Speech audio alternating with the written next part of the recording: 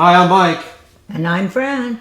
And this is Mike and Fran Unrehearsed, the variety show on Be Connected, which is going to be on weekly Wednesdays at noon.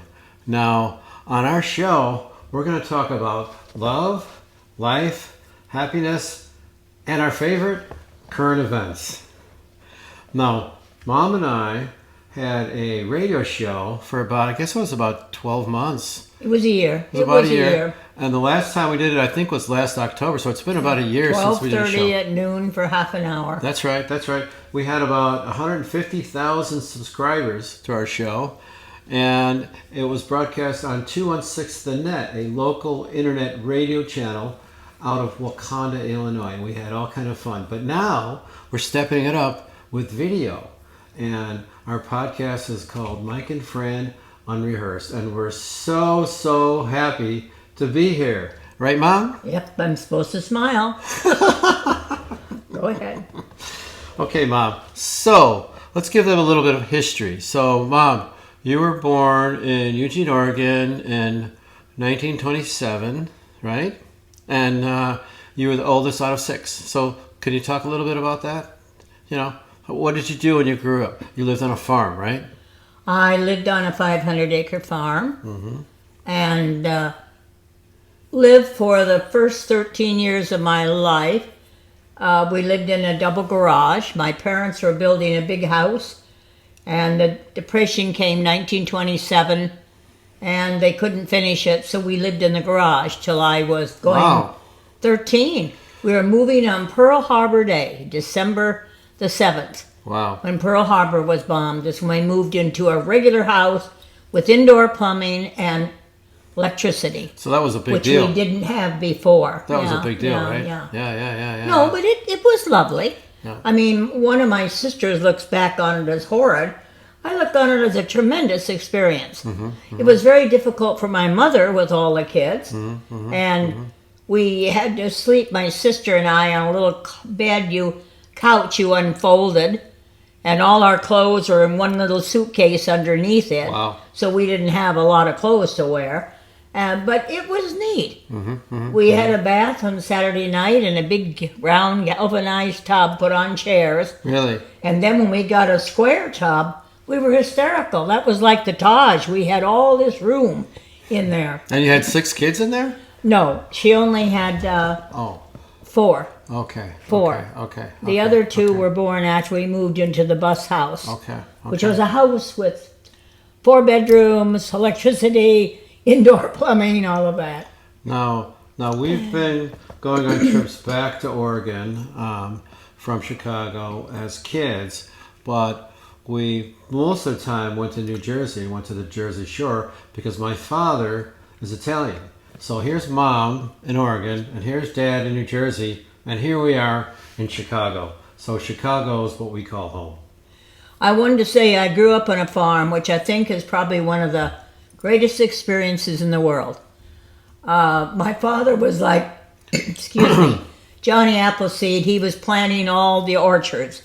You know, we had pear orchards, prune orchards, apple orchards, cherry orchards, sweet and sour cherries, peach orchards, filberts. We had all the orchards on this land, and a lot of it was just woods. I remember picking cherries and stuff when we went out along there. The Willamette River. You had filberts and all this kind of stuff. So, but your dad, as I remember, was sort of an entrepreneur, sort of a guy that always had an idea. And when we went out there one time, he had all these skis that he had bought for nothing, and he had no idea what he was going to do with them. But he had like dozens of them, and it was all piled up in the garage. And you know what about him is that I find myself similar to him, because I'm always looking for new ideas and new things to do, and trying to be creative and come up with an idea that no one ever thought of before, and something that's going to hit gold. And that's why I've always got a lot of little things going on, so that when one of them lights on fire, I'm going to do more of that. You know, I mean, that's my idea. My father was a very admirable, well-educated man. Yeah. He was unique. Yeah. He came, poor family, had a father, Andrew Jackson Babb, who took the wagon train out in the 1840s out to Eugene, Oregon for Kentucky. Oh, that was your great-grandfather? Had a wife there. His father had Yeah. a wife there, died. Then he went out to Oregon and married Mary Jane, had 15 kids. Wow. Divorced her and married my little German grandma, 17, when he was way older. Yeah. And my father was the first of that group. Wow. Avon, and then Bird and Clayton. Right. Three sons. Right. And he died then.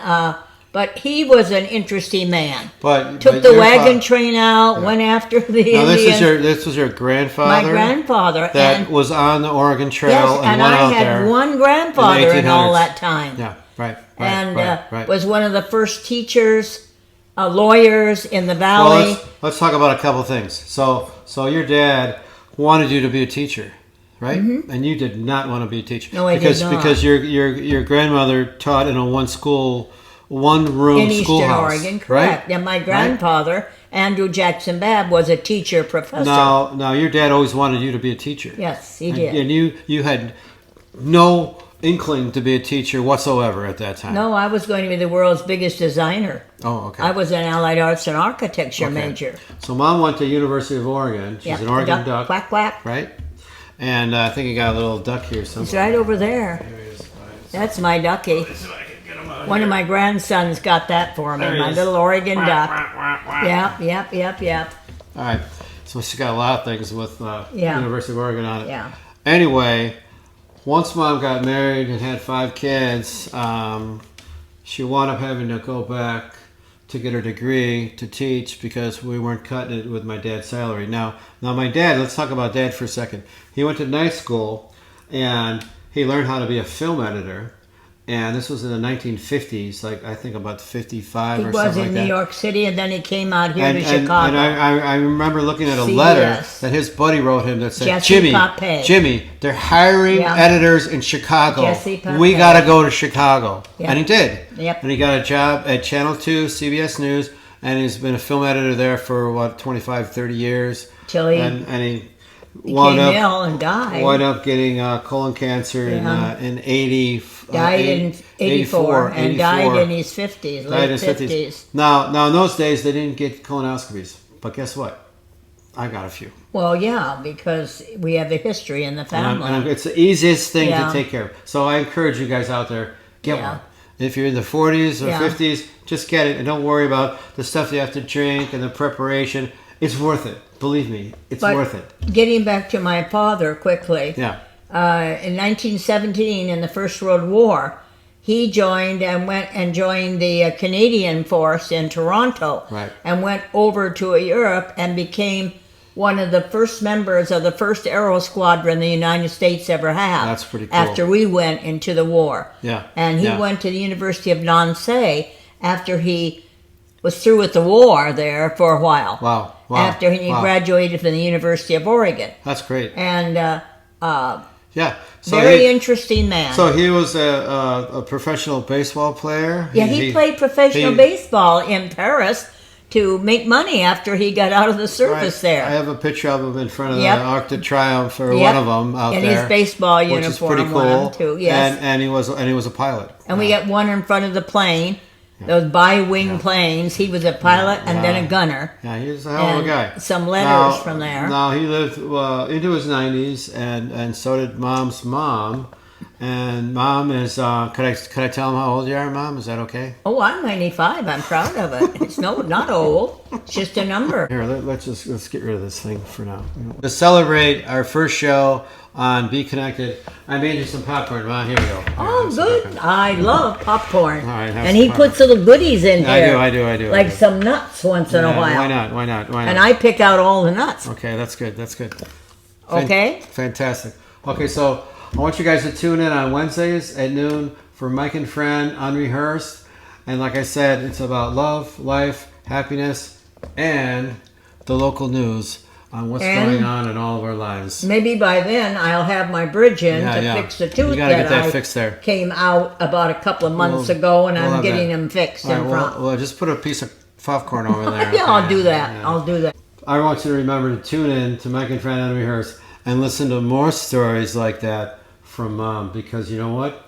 she's got a lot of them to tell. Well, you don't live to be 95 without doing a little bit of living along the way. That's for sure. I've got a few as and well. I was always daring. I've got a few as well. Yeah. Like the time I almost electrocuted myself on my motorcycle. Oh, I know. I had a helmet on. I don't know. We won't get into that now. Yep. But you guys will learn about that later on, maybe. Yeah. So anyway, that's it for Mom's Story for this episode. And that's it. We'll see you guys next time, okay? Bye.